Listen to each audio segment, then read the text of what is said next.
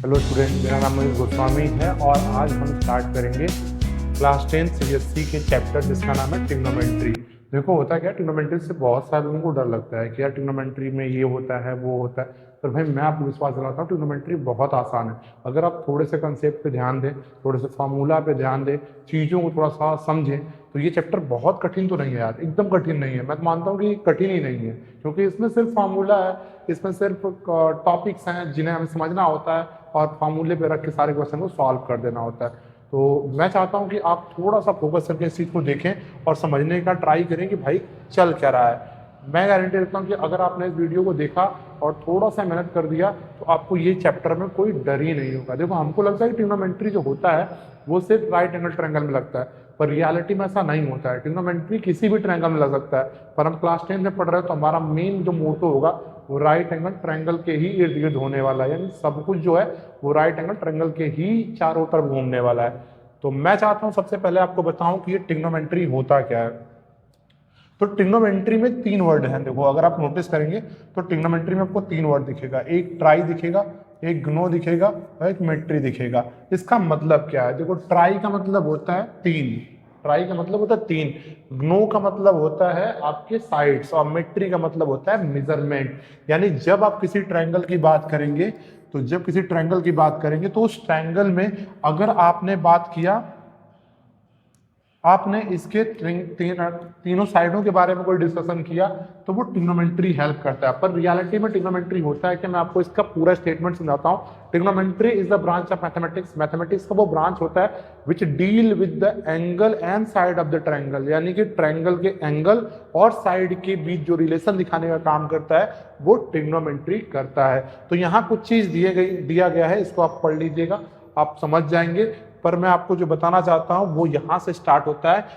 सबसे पहली बात है, आप राइट एंगल ट्रायंगल ही पढ़ेंगे इस क्लास 10 में। आपको ट्रिग्नोमेट्री राइट एंगल ट्रायंगल के ही चारों ओर घूमने वाला है।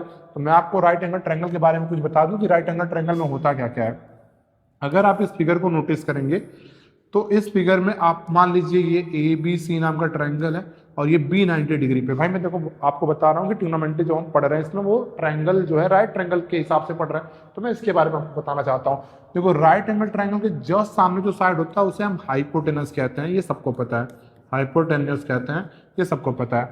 और इसे हम बेस कहते हैं और इसे हम अभी तक अल्टीट्यूड कहते थे, अल्टीट्यूड या फिर परपेंडिकुलर कहते थे, परपेंडिकुलर कहते थे।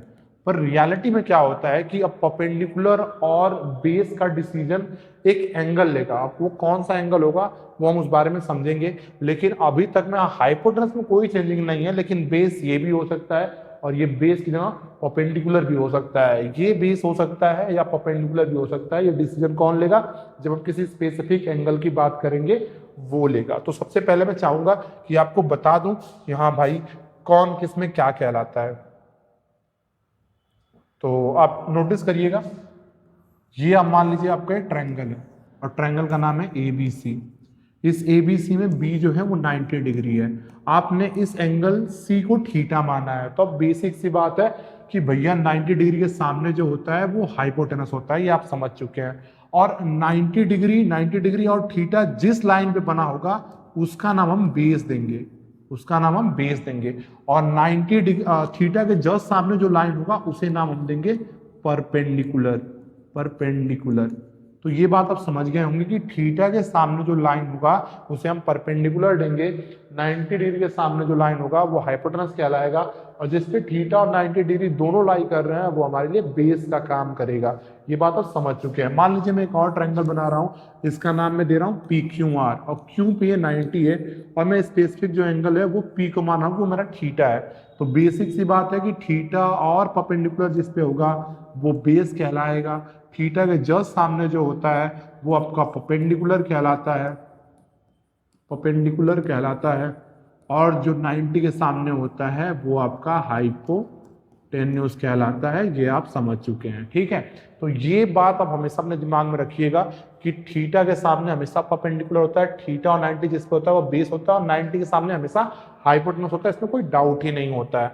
इस बात को अगर आप समझ चुके हैं तो हम आगे बढ़ते हैं और सबसे पहले बात करना चाहेंगे ट्रिग्नोमेट्रिक रेशियो। देखो हमें तीन ही टॉपिक पढ़ना है, ट्रिग्नोमेट्रिक रेशियो पढ़ना है, एक ट्रिग्नोमेट्रिक एंगल पढ़ना है और एक पढ़ना है ट्रिग्नोमेट्रिक आइडेंटिटीज। तो अगर आप ट्रिग्नोमेट्रिक रेशियो समझ जाते हैं और ट्रिग्नोमेट्रिक एंगल समझ जाते हैं और ट्रिग्नोमेट्रिक आइडेंटिटी समझ जाते हैं तो आपका चैप्टर पूरा का पूरा फिनिश है। तो सबसे पहले हम बात करेंगे ट्रिग्नोमेट्रिक रेशियो का। अब ये ट्रिग्नोमेट्रिक रेशियो करता क्या है? देखो ट्रिग्नोमेट्रिक रेशियो जो करता है ना वो सिंपल सा काम करता है कि हमारे पास ट्रायंगल में कितने साइड थे, हमारे पास ट्रायंगल में 3 साइड थे। कौन कौन सा था भाई? एक को हम बेस नाम दे रहे हैं, एक को हम परपेंडिकुलर नाम दे रहे हैं, एक परपेंडिकुलर नाम दे रहे हैं और एक दे रहे हैं हाइपोटेनस, हाइपोटेनस। तो ये मेरा थीटा था ना, थीटा के हिसाब से ये परपेंडिकुलर है, ये बेस है और ये हाइपोटेनस है। तो देखो हमारे पास 3 साइड है। अब 3 साइड में क्या क्या रिलेशन हो सकता है भाई? अगर मैं तीनों साइड में हर एक साइड के रेशियो, हर एक साइड को रेशियो लेना चाहूँ, हर 2 साइड का रेशियो लेना चाहूँ तो क्या क्या बन सकता है? एक बन सकता है परपेंडिकुलर अपॉन हाइपोटेनस, एक बन सकता है बेस अपॉन हाइपोटेनस, एक बन सकता है परपेंडिकुलर अपॉन बेस। ये 3 रिलेशन बन सकते हैं। लेकिन इन 3 रिलेशन का उल्टा भी तो हो सकता है भाई। परपेंडिकुलर अपॉन हाइपोटेनस है तो क्या हाइपोटेनस अपॉन परपेंडिकुलर भी हो सकता है? बेस अपॉन हाइपोटेनस है तो हाइपोटेनस अपॉन बेस का भी रेशियो हो सकता है। और परपेंडिकुलर अपॉन बेस है तो बेस अपॉन परपेंडिकुलर का भी रेशियो हो सकता है। अब इन्हीं रेशियो को एक वैल्यू, मतलब अगर किन्हीं भी 2 लाइन का अगर हम रेशियो निकालते हैं तो वो एक स्पेसिफिक एंगल की वैल्यू बताने का काम करता है और उन्हीं को हम ट्रिग्नोमेट्रिक रेशियो कहते हैं, जिनका नाम हम देते हैं परपेंडिकुलर और हाइपोटेनस का जो रिलेशन दिखाता है। तो अगर ये थीटा मेरा है तो यहाँ पे एक वैल्यू आएगा जिसे हम बोलेंगे साइन थीटा। तो जो साइन थीटा है वो परपेंडिकुलर अपन हाइपोटेनस दिखाने का काम करता है। जो कॉस थीटा होता है वो बेस अपन हाइपोटेनस दिखाने का काम करता है और जो टैन थीटा होता है वो परपेंडिकुलर अपन बेस दिखाने का काम करता है। और ये जो रेशियो दिखाया है इसका जो उल्टा रेशियो हम कर देते हैं तो वो किस नाम से जाना जाता है? तो हाइपोटेनस अपन परपेंडिकुलर की जब बात होगा तो उसे हम कॉसेक थीटा बोलेंगे, हाइपोटेनस अपन बेस की जब बात होगा तो उसे हम सेक थीटा बोलेंगे और जो बेस अपन परपेंडिकुलर की बात हो जाएगी तो उसे हम कॉट थीटा बोलते हैं। देखो क्या होता है ना, कई लोग बताते हैं कि भाई इसे अब पंडित बद्री प्रसाद हरार बोल या फिर पाकिस्तान भूखा प्यासा हिंदुस्तान हरा भरा ऐसे याद कर लो। पर भाई मैं आपसे बस ये कहना चाहूंगा, ट्रिक को गोली मारो। आप बस ये समझो कि आपको ये बार बार प्रैक्टिस करते करते आपके दिमाग में बैठ जाना चाहिए। आप फार्मूला रट लेंगे, एक बार आपके दिमाग में वो चला गया, बहुत सारे क्वेश्चन कर लेंगे, एक बार दिमाग में फिट हो गया तो कभी आपको जरूरत ही नहीं होगी कि नहीं आप वो एक ट्रिक याद करके चलिए। ट्रिक का काम ये है कि सिर्फ आपको पहले स्टार्टिंग में हेल्प करेगा, पर आप कब तक ट्रिक चलाएंगे? इससे बेटर है कि आप इन सारे फार्मूलों को प्रैक्टिस करिए, क्वेश्चन अपने आप समझ में आना शुरू हो जाएगा तो ये फार्मूला अपने आप माइंड में सेट हो जाएगा। तो आप अगर ये बात समझ चुके होंगे कि भाई ये क्या क्या है कि साइन थीटा क्या दिखाता है, परपेंडिकुलर हाइपोटेनस दिखाता है, बेस अपॉन हाइपोटेनस ये दिखाता है। तो अगर ये सब आपको समझ में आ गया है तो अब हम बढ़ते हैं कुछ क्वेश्चन की तरफ इसी टॉपिक यानी ट्रिग्नोमेट्रिक रेशियो के क्वेश्चन को पढ़ते हैं और देखते हैं कि भाई कैसे सॉल्व होगा। जैसे आपको एक क्वेश्चन दिया गया है कि in a triangle ABC right angle at B, यानी कि आपके पास एक ट्रायंगल दिया गया है एबीसी और ये ABC में B 90 डिग्री है और साथ में आपको बताया गया कि AB की वैल्यू 24 है, AB की वैल्यू 24 सेंटीमीटर है, BC की वैल्यू 7 सेंटीमीटर है और आपको कुछ नहीं दिया गया। आपसे पूछा गया है साइन A कॉस A बताइए, साइन C कॉस C बताइए। तो अगर आपको साइन A कॉस A की मल्टीप्लाई की वैल्यू बतानी है तो कैसे निकलेगा, मैं आपको हेल्प करता हूँ बताने में। देखो आपके पास 24 सेंटीमीटर 7 सेंटीमीटर 2 साइड है और राइट एंगल ट्रायंगल के लिए सबसे कमाल के व्यक्ति होते हैं Pythagoras to get the third side. अगर आपके पास 2 साइड है, तीसरी साइड निकालने के लिए आप किसका इस्तेमाल करेंगे? तो पाइथागोरस थ्योरम का इस्तेमाल करेंगे। तो इन ट्रायंगल एबीसी ट्रायंगल में यूजिंग पाइथागोरस थ्योरम आप पाइथागोरस थ्योरम का इस्तेमाल करेंगे। पाइथागोरस थ्योरम मुझे लगता है सबको आता है भाई, हाइपोटेनस का square equal to base square plus perpendicular square. तो हाइपोटेनस का स्क्वायर इक्वल टू होता है base square plus perpendicular square. आप अभी फिलहाल ए के टर्म में बात कर रहे हैं तो अगर ए मेरा थीटा है, ये पहले फिगर के लिए आंसर है, अगर ए मेरा थीटा है तो ए थीटा है, इसका मतलब कि ये परपेंडिकुलर हो गया, ये बेस हो गया और ये हाइपोटेनस में कोई डाउट नहीं है। तो हमें हाइपोटेनस निकालना है, यानी हाइपोटेनस कौन है? AC है। तो अगर AC निकालना है तो AC का स्क्वायर इक्वल टू बेस का स्क्वायर प्लस परपेंडिकुलर, बेस कौन है? 24, तो 24 का स्क्वायर प्लस 7 का स्क्वायर। तो ये जब हम सॉल्व करेंगे तो ये 625 आएगा।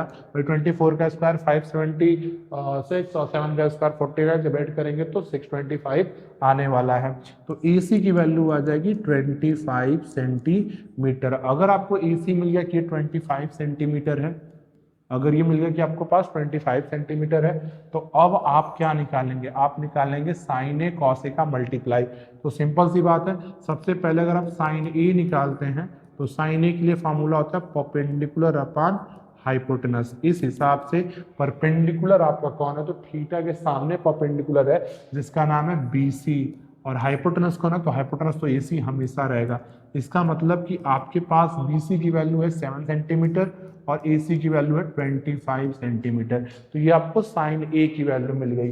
वैसे ही जब आप कॉस A निकालेंगे तो कॉस A होता है बेस अपॉन हाइपोटेनस। आप नोटिस करिए कि इस वाले फिगर में बेस कौन है, तो जिसपे थीटा और 90 आएगा वो मेरा बेस है, यानी 24 सेंटीमीटर। AB जो है वो मेरा बेस है, और हाइपोटेनस के लिए कोई डाउट किसी को होगा ही नहीं। तो AB की वैल्यू कितनी है 24, और ये AC की वैल्यू 25 सेंटीमीटर। अब आपको लगाना क्या है, आपको लगाना है sign A into cos A का मल्टीप्लाई। तो साइन ए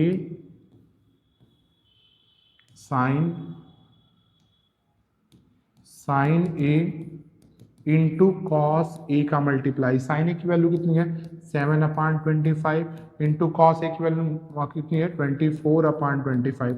मल्टीप्लाई करोगे तो नीचे 625 आ जाएगा, ऊपर मल्टीप्लाई कर लो 28 7 चौक 28 7 14, यानी कि 168। ठीक है, ये आपका आंसर हो गया 168/625। अगर कट रहा है तो काट दीजिए, नहीं कट रहा है तो छोड़ दीजिए। अब मैं आपको बताना चाहता हूँ ये सेकेंड टॉपिक का काम। अब सेकेंड जो क्वेश्चन है वो खुद करेंगे, लेकिन एक बात नोटिस करिएगा, इस वाले फिगर में हमें ए जो थीटा था मेरा वो ए था, पर दूसरे वाले फिगर में थीटा मेरा चेंज हो रहा है। थीटा क्या हो जा रहा है, ये फिगर ABC ही है। AB की वैल्यू ऑलरेडी 24 सेंटीमीटर मिल गया है, BC की वैल्यू 7 सेंटीमीटर मिल गया है, और AC की वैल्यू 25 सेंटीमीटर हम निकाल लिए हैं। लेकिन इस पर थीटा कौन है, C है, यानी कि इस हिसाब से मेरा बेस ये होगा, परपेंडिकुलर ये होगा, और हाइपोटेनस ये होगा। यानी ये वाला जो लाइन है, ये जो नीचे वाला है, ये वाला लाइन, ये मेरा बेस की तरह काम करेगा, ये मेरा बेस की तरह काम करेगा, और ये वाला जो है वो परपेंडिकुलर की तरह काम करेगा। ठीक है, तो ये क्वेश्चन आपको मैं देता हूं कि आप इसे ट्राई करिएगा और लगा के मुझे कमेंट में आंसर बताइएगा कि इस वाले का, सेकंड वाले का आंसर आपने क्या लाया है। फिर हम आगे बढ़ते हैं और बात करते हैं सेकंड क्वेश्चन का। सेकंड क्वेश्चन में कह रहा है कि if sine A equal to 3/4, तो कैलकुलेट करना है आपको cos A and tan A. यानी अगर मैं आपको साइन ए की वैल्यू 3/4 देता हूं तो आपको कैलकुलेट करना है कि कॉस ए और टेन ए की वैल्यू क्या आने वाली है। देखो, हम एक फिगर मानेंगे अपने हिसाब से कि लेट ABC नाम का एक ट्रायंगल ले रहे हैं। ABC नाम का एक ट्रायंगल ले लेंगे, मान लो ये ABC नाम का एक ट्रायंगल हो गया। ठीक, और B पे हमने इसको 90 माना। तो पहले इस बारे में बता लीजिए कि let ABC is a triangle,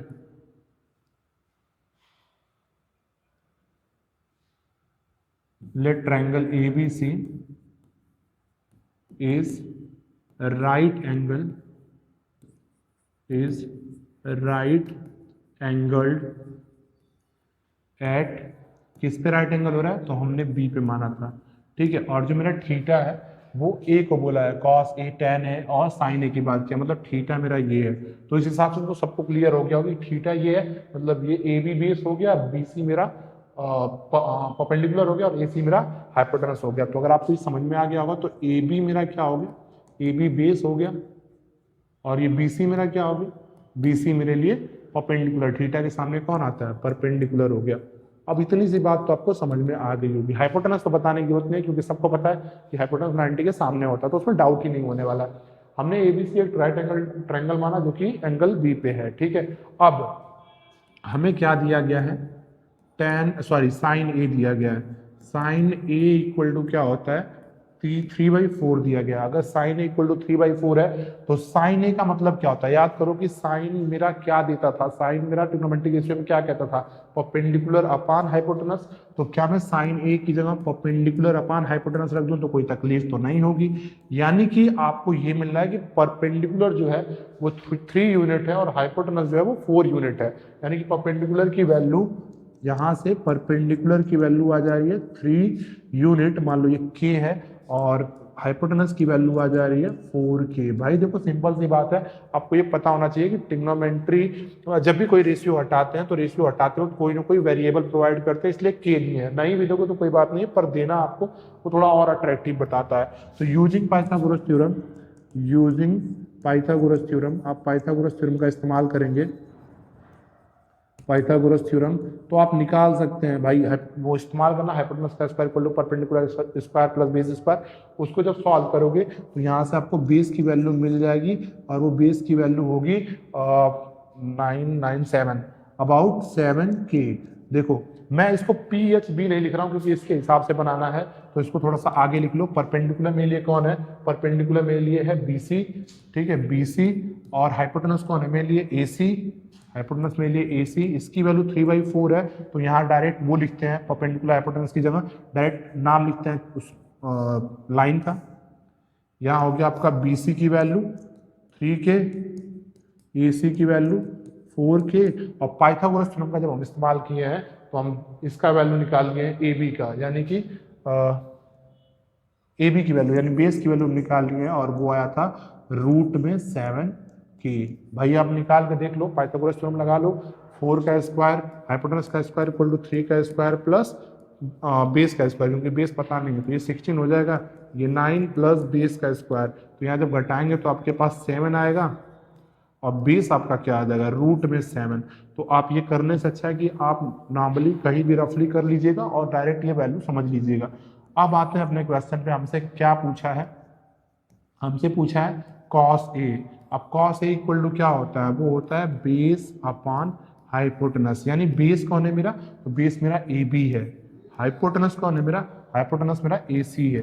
इस हिसाब से आप नोटिस करेंगे तो AB की वैल्यू आप निकाल चुके हैं रूट 7k, और AC की वैल्यू क्या है, AC की वैल्यू है आपके पास AC की वैल्यू आपके पास 4k है, और जब आप इसे सॉल्व करेंगे तो आपको मिलेगा रूट 7/4। इसके आगे आपसे cos A के बाद क्या पूछा है, tan A पूछा है, तो tan A की वैल्यू क्या होगी, tan A की वैल्यू वही perpendicular upon base, perpendicular upon base, तो tan A equal to perpendicular कौन है, परपेंडिकुलर आपका थीटा के सामने यानी कि BC है, और बेस कौन है आपके पास, बेस आपका हो जाएगा ये वाला AB, क्योंकि थीटा और 90 जिस पे लाई कर रहा है वो मेरा बेस होगा, यानी BC अपॉन AB। BC की वैल्यू क्या थी आपके पास, BC की वैल्यू आपके पास 3k थी, AB की वैल्यू क्या थी, तो AB की वैल्यू आपके पास रूट में 7k था, रूट में 7k था, k से k कैंसिल आउट हो जाएगा और इसका आंसर आ जाएगा 3/√7। तो ये आपने cos A निकाल लिया, ये आपने tan A निकाल लिया। अब मैं आपको बताना चाहूंगा इसके नेक्स्ट क्वेश्चन को, ये मैं नेक्स्ट क्वेश्चन आप ही के ऊपर दे देता हूं कि आप इसे ट्राई करेंगे, सॉल्व करेंगे, क्योंकि मैं चाहता हूं कि आपको मैं ट्रिग्नोमेट्रिक एंगल के बारे में बता दूं आज, और फिर हम बात करेंगे कल ट्रिग्नोमेट्रिक रेशियो के बारे में। तो ट्रिग्नोमेट्रिक एंगल खत्म करने के लिए मैं आपको एज अ होमवर्क दे देता हूं कि आप इसको ट्राई करिएगा। क्वेश्चन बहुत इजी है, यहाँ cot थीटा इक्वल टू 7/8 दिया है, तो इवेलुएट करना है 1 plus sine theta 1 minus sine theta 1 plus cos theta upon 1 minus cos theta. तो करना क्या है, आपके पास cot मिल गया, cot क्या होता है, वो होता है आपका बेस अपन परपेंडिकुलर, तो बेस ऑफ परपेंडिकुलर मिल गया, तो हाइपोटेनस आप निकाल लीजिएगा, इसका क्वेश्चन पहले किए थे, और जब निकाल लेंगे तो यहाँ साइन कॉस दिख रहा है सिर्फ, तो साइन और कॉस की वैल्यू निकाल के सिर्फ इस इक्वेशन में रख के उसको सॉल्व कर देना है, आपका आंसर आ जाएगा। तो ये काम आपका है, अगर आप नहीं भी कर पाएंगे तो कोई बात नहीं, मैं आपको जब कल पढ़ाने आऊंगा तो ट्रिग्नोमेट्रिक आइडेंटिटी के साथ ये भी आपको बता दूंगा। फिलहाल हम बात करते हैं ट्रिग्नोमेट्रिक एंगल का। तो ट्रिग्नोमेट्रिक एंगल के टेबल में आपके पास बहुत सारे होते हैं, sine, cos, tan, cot, cosec, पर मैं आपको एक ऐसा तरीका बताऊंगा जिससे कि आप पूरा का पूरा टेबल तैयार कर सकते हैं। और एक बार आपके पास टेबल तैयार हो गया तो भाई आपको कोई दिक्कत ही नहीं होगा। आप एग्जाम में जाइए, एग्जाम में जाने से पहले वो टेबल बना लीजिए।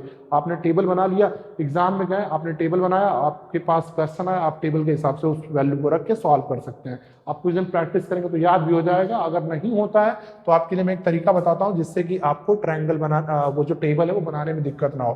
करना क्या होता है, आपको नॉर्मली आप यहाँ पे लिख दीजिए कि भाई ये साइन है मेरे पास, ये कॉस है, ये टैन है, कॉट, कोसेक, सेक और कॉट, ये आपने सारे वैल्यू को लिख दिया। 6 हमारे ट्रिग्नोमेट्रिक रेशियो होते हैं, हमने 6 के 6 को लिख दिया। अब आपके एंगल कौन कौन से हो सकते हैं, 0 डिग्री, 30 डिग्री, 45 डिग्री, 60 डिग्री और 90 डिग्री। देखो मैं आपको एक बात बता दूं, यहाँ स्पेसिफिक एंगल ही बात करना है, क्योंकि आगे चल के मिलियन में बाकी सारे एंगल की बात करेंगे। और फिलहाल हमें कुछ स्पेसिफिक एंगल जैसे कि 0 डिग्री, 30 डिग्री, 45 डिग्री, 60 डिग्री और 90 डिग्री सिर्फ इन्हीं की बात करनी है। और इन सारे वैल्यू में साइन 0 की वैल्यू, साइन 30 की वैल्यू, साइन 45 की वैल्यू, इन सब की वैल्यू हमें याद करनी है। अगर आपसे याद नहीं होता है तो जब एग्जाम में बैठिएगा, एग्जाम में आपको क्वेश्चन दिखेगा, पेपर आप देख लीजिएगा, देखने के बाद आप क्या करिएगा कि एक तो टेबल बना लीजिएगा। कहीं भी आप टेबल बना लेंगे अपने रफ पेज पे तो आपको जब क्वेश्चन जो दिखेगा उसमें रखने में आपको प्रॉब्लम नहीं होगा और आप एक्यूरेट आंसर ला सकते हैं। तो कैसे करते हैं चलो मैं आपको बताता हूं। सबसे पहले आपको क्या करना है, इसको मानना है इसको आप मानेंगे 0, इसका नाम 1 रखिए, इसको 2 रखिए, इसको 3 रखिए और इसको 4 रखिए और सबको डिवाइड करिए 4 से। सबको 4 से डिवाइड करिए। सबको 4 से डिवाइड करने के बाद सबका रूट ले लीजिए। सबका रूट ले लीजिए। अब देखो जो ये पहला काम किया है ना, ये पहला काम किसके लिए, ये पहला काम जो है साइन की सारी वैल्यू के लिए है। कैसे, देखो 0/4 का मतलब 0 हो गया और रूट 0 की वैल्यू होती है 0, यानी कि साइन 0 की वैल्यू होगी 0। अब देखो 1 और 4 है, 1 का रूट बाहर निकलेगा तो 1 देगा और 4 रूट से बाहर आएगा तो 2 देगा, यानी साइन 30 की वैल्यू 1/2 होती है। अब यहाँ पे 2/4 है, तो अगर आपके पास 2/4 है तो क्या ये कट रहा है, हाँ कट रहा है भाई। 2 से 4 2 बार में कट जाएगा तो 1/2। 1 रूट से बाहर आ सकता है, 1 रूट से बाहर आ सकता है, लेकिन 2 रूट से बाहर नहीं आएगा तो उसे हम रूट में छोड़ देंगे तो 1/√2 हो जाएगा, यानी साइन 45 की वैल्यू 1/√2। साइन 60 की वैल्यू √3 बाहर निकल नहीं सकता है, लेकिन 4 रूट से बाहर आएगा और वो देगा हमको सिर्फ 2, तो साइन 60 की वैल्यू होती है √3/2। अब साइन 90 के लिए देखिए 4 से 4 कट जाएगा, सिर्फ 1 बचेगा और √1 की वैल्यू होती है 1, इसलिए साइन 90 की वैल्यू होगी 1। आपने साइन के सारे टेबल को बना लिया, 0 degree, 30 degree, 45 degree, 60 degree, 90 degree, सबके लिए साइन को तैयार कर लिया। तो फिर कॉस कैसे तैयार होगा भाई, तो आपने जैसे इसको लिखा है ना उसका रिवर्स गेयर लगा दीजिए। आपने 0, 1/2, 1/√2, √3/2, 1 लिखा तो आप यहां से लिखना शुरू करिए। सबसे पहले 1 होगा, फिर √3/2 होगा, फिर 1/√2 होगा, फिर 1/2 होगा और फिर 0 हो जाएगा। कहने का मतलब कि cos 0 की वैल्यू 1, cos 30 की वैल्यू √3/2, cos 45 की वैल्यू 1/√2, cos 60 की वैल्यू 1/2, cos 90 की वैल्यू 0। अब ये आपको याद हो चुका होगा। तो अब मैं आपको कुछ और चीजें बताना चाहूंगा। क्या बताना चाहता हूं, अब मैं चाहता हूं कि आप tan के बारे में समझिए कि tan की वैल्यू कैसे निकालते हैं।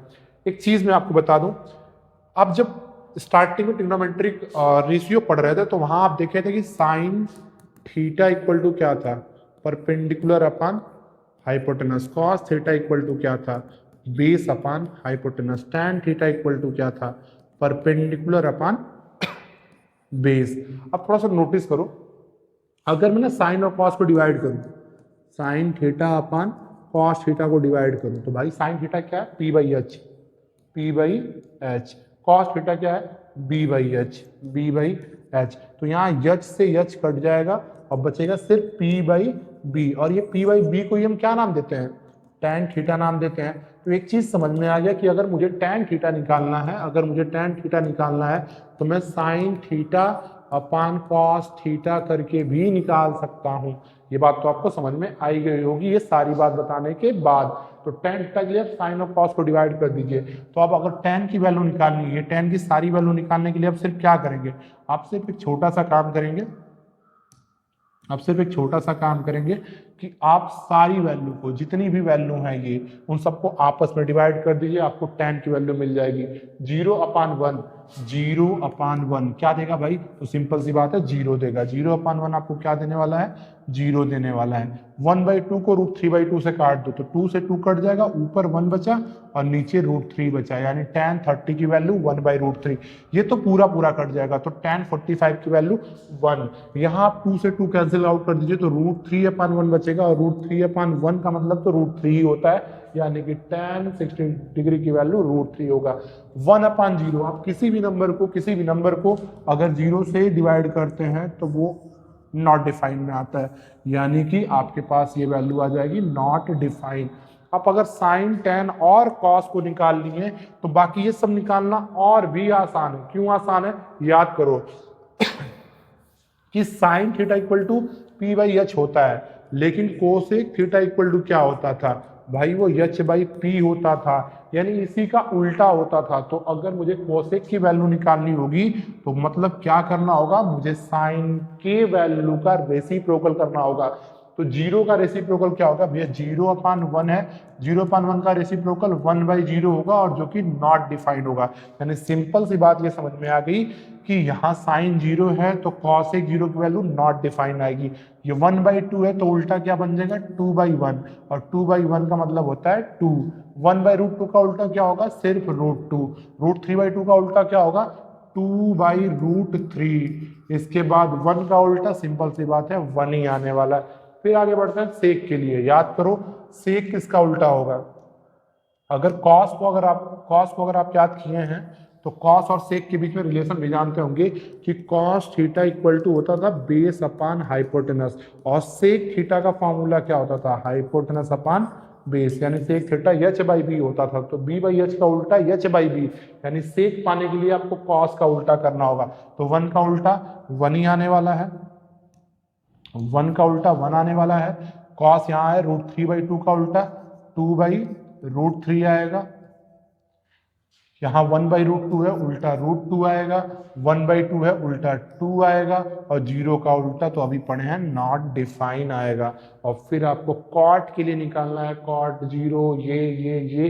तो याद करो कॉट जो होता है वो tan का उल्टा है, यानी कॉट पाने के लिए tan का उल्टा कर देंगे तो हमें आंसर मिल जाएगा। तो 0 का उल्टा अभी पढ़े हैं नॉट डिफाइन, फिर 1/√3 का उल्टा सिर्फ √3, 1 का उल्टा 1 ही रहेगा, √3 का रेसिप्रोकल करोगे तो ये √3/1 था ना, तो रेसिप्रोकल क्या हो जाएगा 1/√3 उल्टा हो जाएगा, तो ये आ जाएगा आपका 1/√3। और यहाँ पे नॉट डिफाइन है, याद करो 1/0 होता है नॉट डिफाइन, तो नॉट डिफाइन को जब यहाँ भेज देंगे तो 1/नॉट डिफाइन की वैल्यू हो जाएगी 0। तो मैंने आपको सारे एंगल जो है ट्रिग्नोमेट्रिक एंगल वो सब आपको एक तरीके से बता दिया ताकि आप इसको याद कर लीजिए। अगर ये तरीका आपको याद हो गया तो आप टेबल पहले ही बना लेंगे और क्वेश्चन करते वक्त आपको दिक्कत नहीं होने वाली है। जैसे कि मैं आपको 1-2 क्वेश्चन कराता हूं और देखते हैं कि आप कर पाते हैं कि नहीं कर पाते हैं।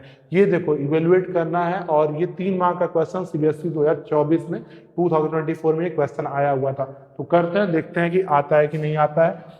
5 tan 60 डिग्री है, यहाँ लिखा गया sine square 60 degree plus cos square 60 degree. भाई देखो कभी भी ऐसा लिखा गया हो ना साइन स्क्वायर थीटा, तो इसका मतलब होता है साइन थीटा का होल स्क्वायर। इस बात को नोटिस करिएगा, इसका मतलब ये नहीं थीटा का भी स्क्वायर कर देंगे, नहीं, साइन थीटा का whole square, sine square theta बराबर साइन थीटा का होल स्क्वायर।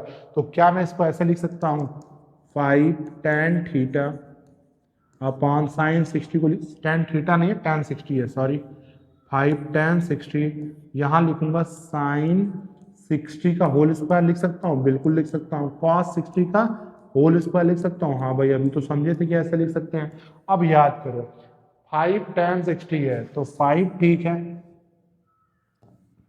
5 ठीक है।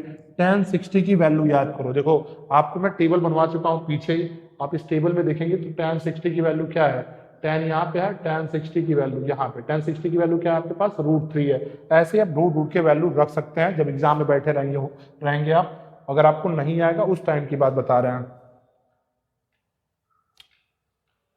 ठीक है, आगे तो ये हो गया 5, tan 60 की वैल्यू अभी पढ़े हैं √3, और नीचे हो जाएगा sin 60 का होल स्क्वायर। याद करो sin 60 की वैल्यू क्या होती थी, वो होती थी √3/2 का होल स्क्वायर, प्लस cos 60 की वैल्यू क्या होती थी, cos 60 की वैल्यू होती थी 1/2 का होल स्क्वायर। सॉल्व करेंगे तो ये 5 √3 हो जाएगा मल्टीप्लाई करके, ये √3/2 का होल स्क्वायर, √3 का स्क्वायर 3 होगा क्योंकि रूट हट जाएगा, 2 का स्क्वायर 4 होगा, 1 का स्क्वायर 1, 2 का स्क्वायर 4। अब सिंपली आपको पता है कि डिनोमिनेटर अगर हम सॉल्व करेंगे, ये देखो 5/√3 तो ठीक है, 5/√3 तो ठीक है। नीचे आप अगर इसको सॉल्व करते हैं तो सिंपल, ये तो एल्जेब्रिक सम है, नीचे 4 आ गया और ऊपर डायरेक्ट जोड़ेंगे 3 + 1 दैट इज 4, यानी कि 4/4 बन जाएगा। 4/4 की वैल्यू 1 होती है, सबको पता है। आप लिख भी सकते हैं 4/4, और जब इसे काटेंगे तो 1 बन जाएगा, तो ये बन गया आपका आंसर 5√3, ये हमारा आंसर बन गया। तो ये क्वेश्चन था आपका जो प्रीवियस ईयर 2024 में आया हुआ था और 3 मार्क्स में आया था। तो अगर आपको टेबल बनाने आ गया तो एक बात नोटिस करिए, क्वेश्चन लगाते हो तो आपको प्रॉब्लम नहीं होगी और आप मार्क्स अच्छे गेन कर पाएंगे। इसके बाद ये आपका क्वेश्चन है कि sin θ + cos θ = √3 है, then find the value of sin θ * cos θ। भाई देखो ये जो क्वेश्चन है ये थोड़ा सा आपको एल्जेब्रिक एक्सप्रेशन की भी बात कराएगा, आपको एल्जेब्रिक एक्सप्रेशन और एल्जेब्रिक आइडेंटिटी की भी बात कराएगा। तो अभी एल्जेब्रिक आइडेंटिटी पढ़े नहीं है तो इस क्वेश्चन को बाद में देखेंगे, इसके बाद वाले क्वेश्चन को देखते हैं। यहाँ देखो लिखा है x की वैल्यू है 2 tan 30 degree plus 1 + tan square 30 degree, और y दिया गया है 2 tan स्क्वायर 30 1 - tan स्क्वायर 30। ये अलग अलग है ना, ये ऐसे क्वेश्चन है कि x की वैल्यू है 2 tan 30 डिग्री और ये 1 + tan स्क्वायर 30 डिग्री। थोड़ा सा मिस प्रिंटिंग था इसलिए प्रॉब्लम हो रही है। y = 2 tan 30 degree upon 1 - tan square 30 degree. अब हमें x और y की वैल्यू निकालनी है, और जब x और y की वैल्यू निकल जाएगी तो दोनों का रेशियो बताना है। तो सिंपल है भाई, हम x को सॉल्व करते हैं। 2 tan 30 की वैल्यू,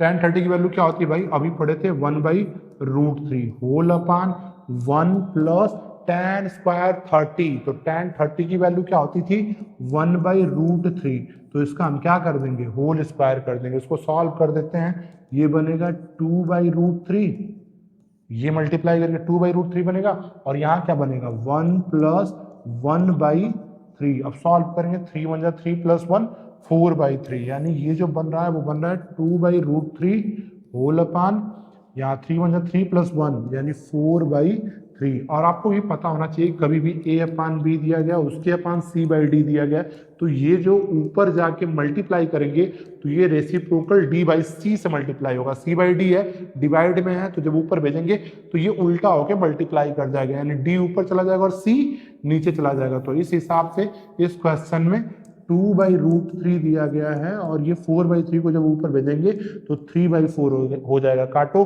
2 से ये कट जाएगा 2 बार में, और ये √3 भी कटेगा। रूट देखो 3 बना किससे होता है, 3 बना किससे है, वो बना है √3 × √3 से। और अगर इसको मैं √3 से काटता हूँ, इसका मतलब कि मैं एक √3 को गायब कर दूंगा, एक √3 बचेगा। तो यहाँ सिंपली यही होने वाला, √3 से ये कटेगा √3 टाइम्स में, और ये 2 से कटेगा 2 बार में, तो जो वैल्यू आएगा वो आएगा √3/2। अब इस वाले टॉपिक को सॉल्व करते हैं। तो y = क्या हो जाएगा, 2 tan 30 की वैल्यू अभी हमको पता है 1/√3 होता है, यहाँ 1 - tan स्क्वायर 30 है, तो tan 30 की वैल्यू तो 1/√3 होती है, और स्क्वायर है तो इस नंबर का भी स्क्वायर कर देंगे, ये बन जाएगा 2/√3, और यहाँ सॉल्व करेंगे तो 1 - 1/3। अब सॉल्व करो, 3 × 1 = 3 - 1 2/3, यानी ये जो वैल्यू है वो 2/√3 होल अपॉन, सॉल्व करो, 3 × 1 = 3 - 1 दैट इज 2/3। अब अभी सिखाया है कि ये जो है ऊपर मल्टीप्लाई जब करते हैं, ऊपर जब मल्टीप्लाई करते हैं तो 2/3 था तो 3/2 हो जाएगा, ये कैंसिल आउट। और यहाँ पे जब हम काटेंगे √3 से 3 को, तो सिर्फ √3 आएगा। अब हमसे पूछा क्या है, तो हमसे पूछा है x रेशियो y, तो भाई x की वैल्यू क्या है, x की वैल्यू है √3/2, √3/2, √3/2, अरे यार चल नहीं रहा है ये, √3/2, और ये y की वैल्यू क्या आई है, सिर्फ √3, तो √3 से √3 कट जाएगा, यानी ये बनेगा 1/2 रेशियो 1, और 2 को जब इधर भेज देंगे तो आंसर आएगा 1/2। तो जो हमारा x रेशियो y की वैल्यू आया है वो 1/2 आया है। ऐसे बहुत सारे क्वेश्चन है, आप मुझे उम्मीद है कि कर लेंगे और ट्राई भी करेंगे। ऐसे मैं कुछ क्वेश्चन आपको दे दूंगा ताकि आप इसको करिए। एक क्वेश्चन ये लगा लीजिएगा, एक क्वेश्चन ये कर लीजिएगा, 2 क्वेश्चन आपको मैं एज अ होमवर्क दिया हूँ, और पीछे जो भी होमवर्क दिया हूँ उसे भी आप करके आइएगा। तो आज इतना हमारे लिए बहुत है, क्योंकि 2 टॉपिक खत्म किए हैं हम, एक ट्रिग्नोमेट्रिक रेशियो और एक ट्रिग्नोमेट्रिक एंगल। अब हमें पढ़ना है ट्रिग्नोमेट्रिक आइडेंटिटीज, और जब ट्रिग्नोमेट्रिक आइडेंटिटीज पढ़ लेंगे तो उसी में पीवाईक्यू भी करेंगे। यहाँ भी पीवाईक्यू ही है, ये जितने हैं सारे पीवाईक्यू ही थे। आप इस पर प्रैक्टिस करिएगा, आपके लिए बेनिफिट ही होगा, और फिर हम स्टार्ट करेंगे ट्रिग्नोमेट्रिक आइडेंटिटीज। तो आज के लिए इतना बहुत है।